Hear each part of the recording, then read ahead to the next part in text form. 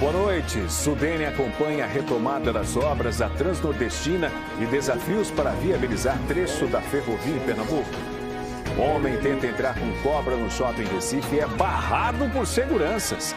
Ele alegou que o local era pet friendly. Dificuldades para retirar nova carteira de identidade em todo o estado. Falta de data para agendamento atrasa serviço. Pesquisa mostra que hábito da leitura é o favorito entre os recifenses e o Marco Zero é a principal escolha para lazer. E você vai conhecer as histórias de um aluno e de um professor com autismo que impulsionam o mercado de tecnologia.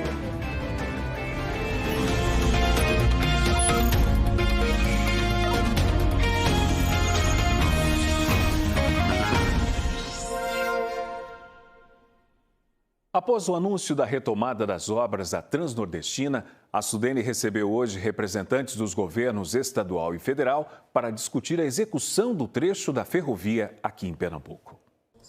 Diversos setores envolvidos na obra da Transnordestina participaram do encontro, que apresentou a situação atual da ferrovia e soluções que facilitem a retomada da construção.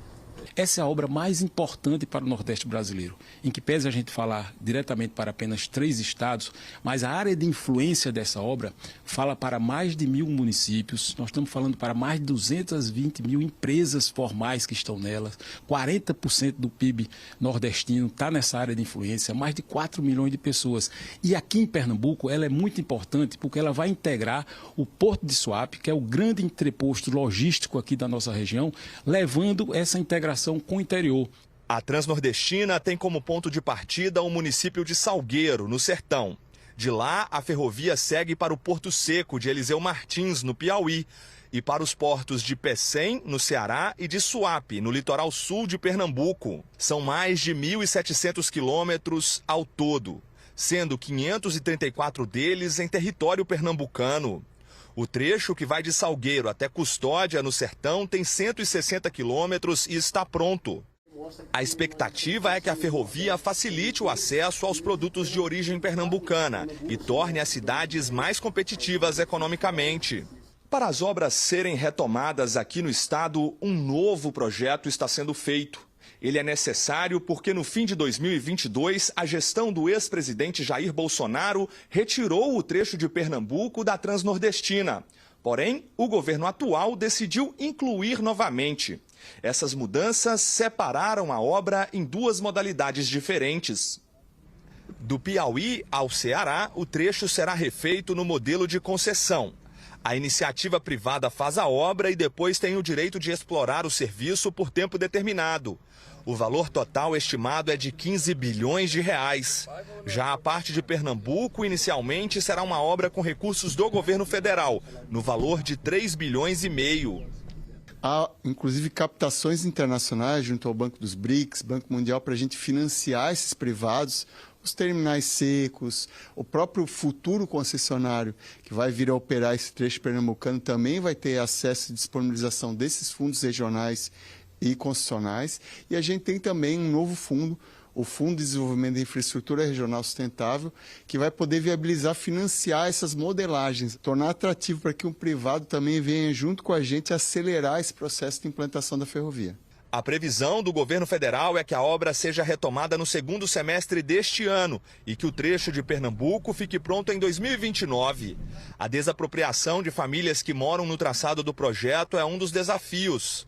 Parte dos trechos já estão com esses problemas solucionados, licenciados, com as desapropriações concluídas. Então a gente vai começar pelas obras, pelos trechos que são mais fáceis para, no termo técnico, atacar, digamos assim.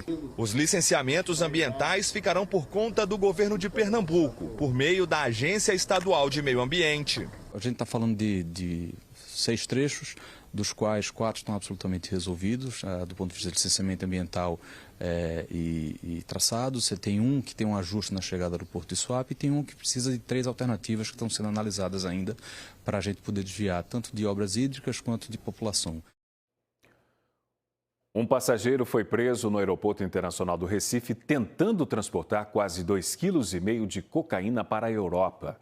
De acordo com a Polícia Federal, o homem de 25 anos carregava a droga dentro de 3 garrafas de rum guardadas na mala. O suspeito é atendente de lanchonete e contou que recebeu a droga na Bolívia. Ele informou que embarcaria para Portugal e que receberia 2.000 euros pelo serviço. O passageiro foi liberado após audiência de custódia e vai responder em liberdade pelo crime de tráfico internacional de drogas. Se for condenado, a pena pode chegar a 20 anos de prisão. A Corregedoria-Geral da Secretaria de Defesa Social instaurou uma investigação preliminar para apurar a conduta dos policiais que participaram da operação que resultou na morte do homem suspeito de sequestrar e assassinar uma adolescente no sertão. De acordo com a SDS, o suspeito Joselmo Caldas da Silva, de 36 anos, foi localizado após 5 dias de buscas. Ele estava armado, reagiu à abordagem, foi baleado e morreu. Ingrid Vitória, de 13 anos, foi encontrada morta em uma área de mata fechada. A jovem foi sequestrada quando voltava do interior da Bahia com a mãe e o irmão de carona com Joselmo. Ele era amigo da família.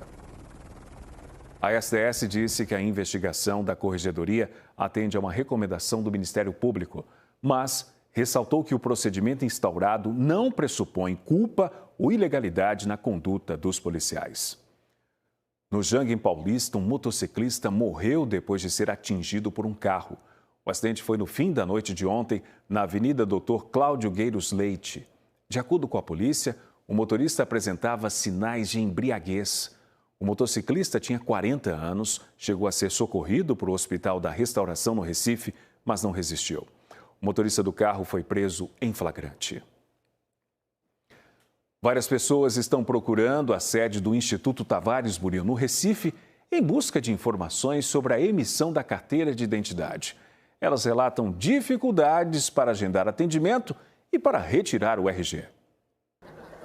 Radassa tentou por 2 meses agendar atendimento para tirar uma nova carteira de identidade. Teve que vir pessoalmente ao ITB, o Instituto de Identificação Tavares Buril, para resolver como caso de emergência, porque estava em cima da data de viagem. Desde janeiro que a gente tenta marcar, porém a gente pagou o 10 sem nenhum problema. Porém, quando chega, eles pedem para a gente entrar de meia-noite no site, todo mundo entra, não sou eu, como todo mundo já está reclamando disso, a gente entra, não tem a opção lá, fica a opção para marcar a data e o horário, porém não tem dia disponível e nem horário disponível. Na porta do ITB, encontramos outras pessoas com reclamações. Aldemir precisou de ajuda. Eu tentei marcar pelo aplicativo, fazer a marcação e não consegui porque não emitia o DAI. Eu colocava para o Expresso Cidadão e toda vez que eu botava para sair o DAI, ele não saía. Então eu tive dificuldade, tive que ir em outro computador, né, para poder conseguir o DAI através de um pessoal que era conhecido meu. Os documentos de Ketli foram roubados. A nova carteira ficou pronta. Ela recebeu a mensagem com um aviso. Ela precisava pegar antes da liberação no Expresso Cidadão, onde havia sido atendida, por causa do prazo para apresentar a documentação no concurso em que foi aprovada, que termina amanhã. Hoje, veio ao ITB pela 2ª vez. Ontem fui lá no posto para buscar e falaram que não estava lá e pediram para eu vir para cá, para o próprio Tavares Buril, para ver se conseguia pegar aqui, porque falaram que o malote ainda estava aqui, mesmo tendo avisado que já estava lá. Vim aqui, passei a tarde toda esperando e também não consegui pegar. E me falaram para vir hoje, a partir das 8 da manhã, para buscar, que estaria aqui. Quando eu cheguei aqui, estou tendo esse transtorno, né? A procura pelo serviço de emissão do documento sempre foi grande. De acordo com a Secretaria de Defesa Social, ficou ainda maior porque agora as pessoas querem a carteira de identidade nacional, a do modelo novo, ainda que a antiga esteja em bom estado e dentro do prazo de validade, que vai até 2032.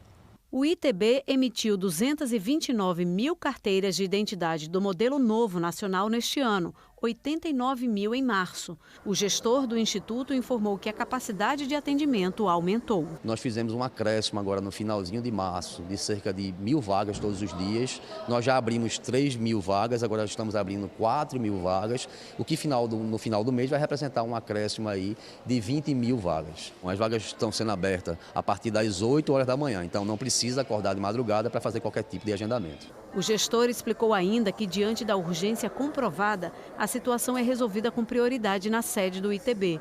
Com relação ao público geral, quando as carteiras ficam prontas, ainda é preciso distribuir para os outros locais de atendimento, como as unidades do Expresso Cidadão. Geralmente, a pessoa faz um acompanhamento pelo site e lá se informa que houve a emissão.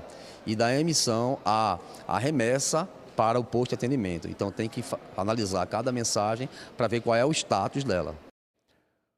O estado confirmou hoje a primeira morte por dengue neste ano. A vítima foi um homem de 27 anos que morava no Agreste. Até agora, Pernambuco confirmou 1.312 casos da doença e 16 são considerados graves. O estado confirmou também 117 casos de chikungunya. Até agora, nenhum teste positivo para o vírus da Zika. O Recife começa amanhã a campanha de vacinação contra a gripe. Neste primeiro momento, a imunização será voltada para os grupos prioritários, que incluem crianças de 6 meses de vida a menores de 6 anos, gestantes, idosos e trabalhadores da saúde. A vacina contra a gripe está disponível em 170 salas e nos postos de vacinação instalados nos shoppings Recife, Rio Mar e Boa Vista. Nesta primeira remessa, o Recife recebeu quase 38 mil doses do Ministério da Saúde. A Prefeitura informou que, com a chegada de novos lotes, outros grupos considerados prioritários devem ser incluídos na campanha. Uma pesquisa realizada pelo Ministério da Cultura revelou que a atividade favorita da maioria dos recifenses é a leitura. A cada livro que lê, Júlia mergulha em diferentes viagens sem precisar sair do lugar. Eu acho que ler permite a gente a nunca se sentir só. Isso é uma coisa muito importante. A gente nunca está sozinho quando tem a companhia de um livro e nos permite entender a vida com outro ritmo. Que a gente mergulhe num assunto, numa história, numa aventura e que faça a gente entender que não precisa sempre estar na velocidade 1,5 ou 2. O gosto pelos livros a coloca em uma estatística animadora, a de que o recifense tem a leitura como hábito mais praticado. É o que diz uma pesquisa realizada pelo Ministério da Cultura na capital pernambucana. 600 pessoas com idade acima de 16 anos foram ouvidas. No questionário, 56% dos entrevistados disseram ter lido pelo menos um livro nos últimos 12 meses. Esse número, comparado à população, representa que mais de 675 mil pessoas passaram o tempo livre dedicadas à leitura. Luciana é uma dessas pessoas apaixonadas por livros e criou um conceito pioneiro no bairro da Tamarineira, zona norte da cidade, o de uma cafeteria com biblioteca. A biblioteca é o xodozinho aqui do café, né? É um chamariz muito grande, o pessoal gosta muito de vir aqui, tira muita foto, senta, lê um livro. E aí quem quiser pode se cadastrar, se associar à nossa biblioteca e levar os livros para casa, para ler em casa. Os dados da pesquisa mostram que os livros fazem parte da rotina de muitos recifenses. Ela traz informações também sobre o que eles escutam, comem, os lugares que frequentam. O Marco Zero, que é conhecido como local de fundação da cidade do Recife, foi o espaço cultural mais visitado. O que não é nenhuma surpresa, já que o lugar é palco de shows e festas marcantes. A partir da pesquisa, você pode identificar o perfil de quem está conseguindo acessar determinadas atividades culturais e de quem não está. E, a partir daí, pensar em dinâmicas que ajudem a minimizar, no mínimo, esses problemas que a gente tem de acesso da população às atividades culturais. Juntos há 4 anos, Tiago e Carol adoram apreciar o Rio no Marco Zero. Um ambiente muito agradável, muito bom de se passear, principalmente com a esposa, né? E é um lugar de turismo, de carnaval, um lazer, uma cultura muito boa e principalmente conhecer esses lugares maravilhosos, né? Joab, natural do Recife, nascido e criado em Casa Amarela, vê o Marco Zero como lugar de paz e também de festa no carnaval. Sim, eu sempre vim para cá. Entre Recife e Olinda, eu prefiro realmente o Recife, que é a minha paixão multicultural, esse encontro de povos aqui, de todas as raças, todas as culturas. É fantástico o carnaval aqui em Recife. 36% dos entrevistados consideram o carnaval como o evento mais importante. E um influenciador digital levou uma cobra de estimação para o shopping Recife em Boa Viagem. O homem que se apresenta nas redes sociais como Nathanael Cat foi proibido de entrar no local com um animal, uma jiboia de pequeno porte. Houve confusão. O influenciador disse que achou que a entrada seria permitida porque o shopping é pet friendly. Mas O Shopping Recife afirmou que uma lei estadual proíbe a permanência de animais silvestres em espaços urbanos. O caso foi parar na delegacia de Boa Viagem. Depois do intervalo, como tirar a carteira de identificação da pessoa com transtorno do espectro autista. E ao vivo, da Ilha do Retiro, nossa equipe de transmissão conta todos os detalhes da final do Pernambucano entre Sport e Retrô. O ENE2 volta em instantes.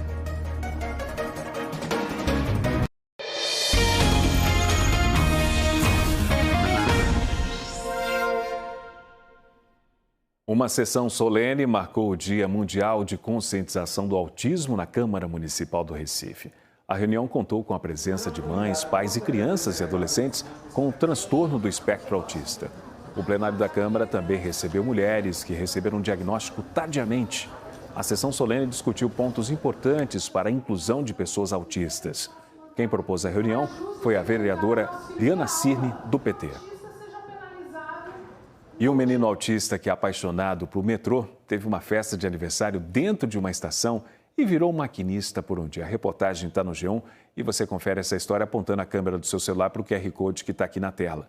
Eric, de 6 anos, tem transtorno do espectro autista nível 1 e desenvolveu um hiperfoco no metrô. Aí ele fez aniversário e no último domingo foi convidado a visitar as dependências da estação Coqueiral, na zona oeste do Recife.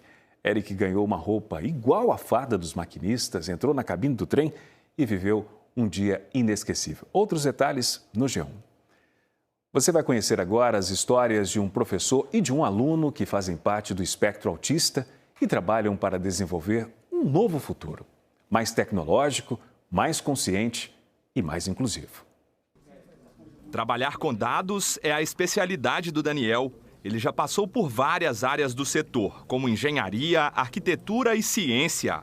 Hoje é desenvolvedor de inteligência artificial, mas até alcançar esse nível, precisou observar com carinho 2 transtornos que tem: o do déficit de atenção e hiperatividade, TDAH, e o do espectro autista. Antes a gente interpretava de uma forma, né? E agora interpreta de outra, que eu tenho uma consciência das minhas condições e o que eu posso fazer para contornar. Realmente é uma chave que virou e eu consegui interagir muito melhor com o mundo do que da forma que era antes. Da prática direto para a teoria. Quem ensinou ao Daniel muito do que ele sabe na profissão foi o professor Kiev, da UFPE. Já são 12 anos atuando na universidade. Além do interesse por tecnologia, os dois têm em comum o TDAH e o autismo. Os diagnósticos também ajudaram o professor a entender alguns comportamentos ao longo da vida. Eu vi que me ajudou profissionalmente uma série de questões, de me concentrar numa tarefa e de focar. E normalmente aquilo que você gosta, você aprende e vai longe, mas ao mesmo tempo me gerou muitas angústias e muitas questões sociais e até afetivas também, que depois você entende, né, por que isso daí estava atrapalhando, né? Desde que recebeu os diagnósticos, Kiev tem se dedicado a uma pesquisa. Ele estuda as facilidades e dificuldades que os neurodivergentes desenvolvedores de software encontram no ambiente de trabalho. A pesquisa já ouviu 40 pessoas e é feita em parceria com o Departamento de Psicologia da UFPE. A ideia é desenvolver uma cartilha de boas práticas. A coordenadora do trabalho explica como as orientações podem impactar positivamente a relação entre neuroatípicos e colegas de trabalho. Quando a gente entra em contato com as narrativas das pessoas neurodiversas e suas dificuldades, nós entendemos que essas dificuldades estão relacionadas a essas funções. E quando uma pessoa narra, por exemplo, que tem dificuldade em cumprir prazos, isso está diretamente relacionado à dificuldade de planejamento, do manejo com o tempo, né, do manejo do tempo, que envolve essas funções executivas. Reduzir a ansiedade, tornar o ambiente mais produtivo, mais acolhedor, né, para essas pessoas. Não é negar a sua natureza, mas você aprender, né, quem você é e explorar também outros potenciais, né? Esta empresa pernambucana especializada em tecnologia contábil criou uma política de saúde mental para acolher os funcionários. O conceito ajudou no desempenho das pessoas neurodivergentes. A gente procura acolher esses colaboradores para que eles se sintam que aqui eles podem ser eles mesmos, né? E que qualquer momento que eles precisarem de algum suporte emocional ou social, eles possam aqui encontrar nos nossos líderes, encontrar no RH e também nos seus colegas de trabalho. No mundo ideal do Daniel, a compreensão é capaz de mudar o jogo. O autismo tem vários graus de necessidade de acompanhamento e os graus mais baixos, às vezes, eles são negligenciados. É muito importante para as pessoas terem conhecimento de si. Então, desejo que mais pessoas tenham essa oportunidade que eu tive. Uma oportunidade de autoconhecimento, mas também para que as pessoas ao redor ofereçam respeito. O Ivan Duarte vai continuar falando sobre a inserção das pessoas no mercado de trabalho, né, as pessoas com autismo no mercado de trabalho, e traz para a gente as informações. Oi, Ivan, boa noite para você. Oi, Márcio, boa noite a você também, boa noite a todos. Aí nessa reportagem anterior a gente falou sobre tecnologia, uma área que se impõe cada vez mais como do futuro, assim como outros setores que também serão imprescindíveis. Por isso, a gente convidou a neuropsicóloga Georgia Menezes para conversar com a gente e saber o que esses setores, essas empresas precisam trabalhar para receber bem os neurodivergentes no mercado. Boa noite, seja bem-vinda. Boa noite, Ivan. Boa noite a todos que estão nos assistindo. Então, principalmente a gente precisa pensar no modelo de inclusão e compreensão, para que esses adultos neurodivergentes possam ser integrados de uma forma mais humanizada, mais acolhedora, e então tudo flua, tanto para um lado quanto para o outro. Numa reportagem que a gente mostrou agora, que eu preparei, 2 pessoas com quem eu conversei que têm autismo disseram que às vezes colocam o hiperfoco numa tarefa e não conseguem sair dali, ficam focados naquilo. Qual é o conselho que a senhora pode passar para quem vive a mesma situação? Então, sempre explorar outras possibilidades, né? Tentando flexibilizar mais o pensamento, procurar ajuda de uma equipe multidisciplinar também, para poder orientar melhores caminhos e práticas individualizadas para aprender a flexibilizar o pensamento, na verdade, e conseguir ampliar mais esse contexto rico das suas habilidades e potencialidades. Para as empresas, doutora, que querem também extrair o melhor das pessoas neuroatípicas, eu queria que a senhora reforçasse o que é imprescindível, seja na seleção ou na contratação. É imprescindível, antes de tudo, um modelo de inclusão que possa orientar, primeiro perceber e orientar melhor essas pessoas nos seus devidos lugares de trabalho, né? Observando suas capacidades, suas habilidades e também suas dificuldades. Então, um modelo de inclusão, como cartilhas, por exemplo, da matéria anterior que você passou, para que a gente possa, então, ampliar o leque de informações daquela pessoa, para que ela possa ter mais bem-estar, se sentir mais à vontade no seu ambiente de trabalho e a empresa também, com o funcionário. Muito obrigado, viu, pela participação ao vivo aqui com a gente. Hoje é o Dia Mundial de Conscientização do Autismo. Importantíssimo a gente ter espaço, né, Márcio, para tratar dessa pauta. Vou devolver com você aí no estúdio. Conscientização e respeito, né? Porque pessoas com transtorno do espectro autista têm direito a uma carteira também de identificação. O documento assegura direitos garantidos por lei. Quem explica é a repórter Lilian Oliveira. Oi, Lilian, boa noite para você. Oi, Márcio, boa noite para você e para todo mundo. A gente convidou o Marcos Gervásio, que é superintendente estadual de apoio à pessoa com deficiência, para falar sobre esse serviço, nessa carteirinha que garante uma série de direitos às pessoas do espectro autista. Marcos, boa noite, obrigada por ter vindo conversar com a gente. Sei que muita gente solicita esse documento, né? Então, como é que faz para ter acesso a esse documento que traz aí uma série de direitos? Olá, boa noite, Márcio, todos que estão nos acompanhando. Pois é, a carteira de identificação da pessoa com transtorno do espectro autista, né, é um benefício do governo do estado de Pernambuco.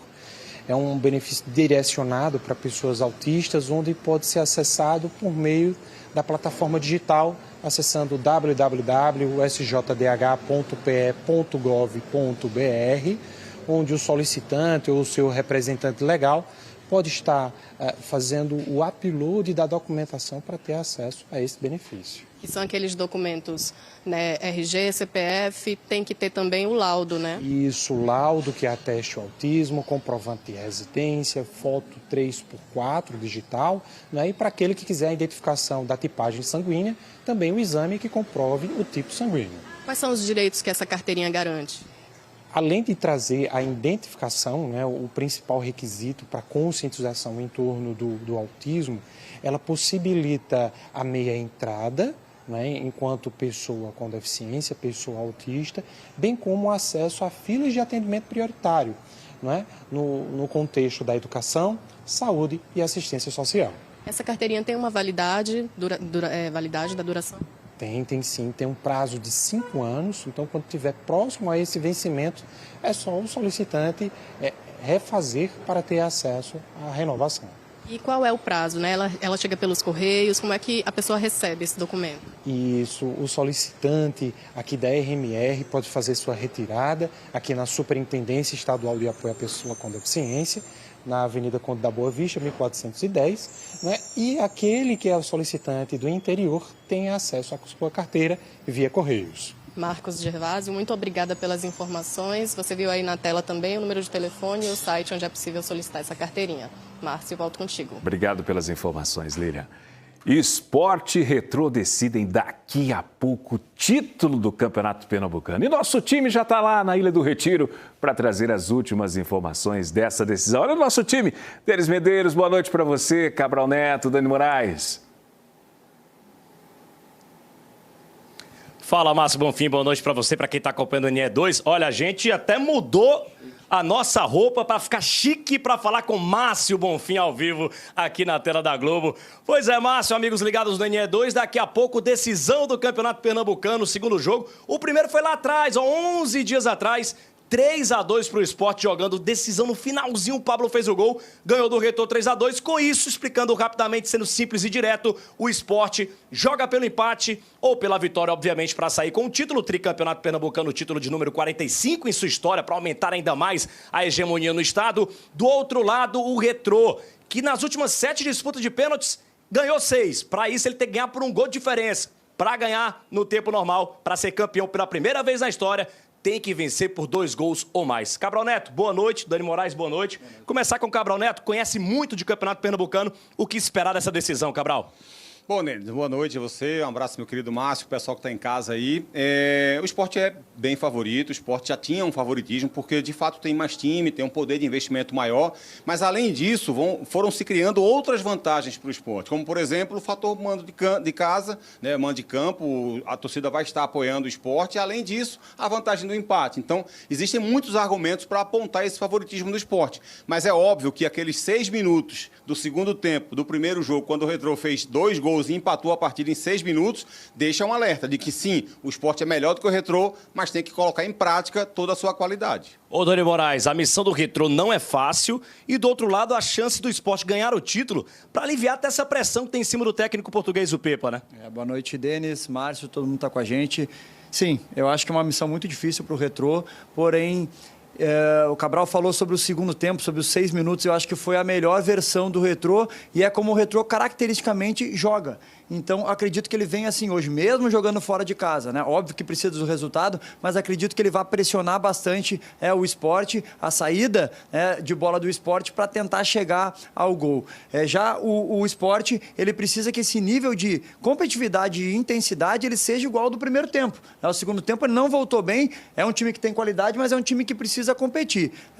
Acho que foi uma boa estreia do Sport na Série A do Campeonato Brasileiro, isso credencia, né, um pouco mais o Pepa, mas eu acho que essa vitória é importante porque carregar, né, a partir daqui uma desclassificação, não vencer um Campeonato Pernambucano pode pesar lá na frente também para o futuro e para as decisões. Lembrando que quem quiser acompanhar a Libertadores, a Universidade de Chile e Botafogo no Globoplay, 9h30 da noite, você se liga lá, acompanha também na Globo. Pernambuco, para Pernambuco inteiro e no Brasil inteiro no GE.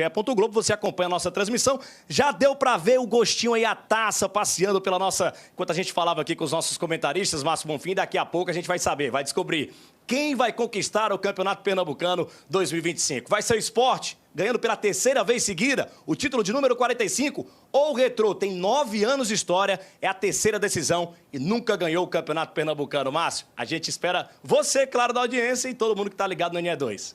Sport então joga pelo empate. Obrigado pela participação aqui no NE2. Logo mais nós vamos acompanhar essa transmissão ao vivo aqui na Globo a partir das 9h15 da noite. Sport e Retrô na sua tela. Você vai acompanhar com esse time.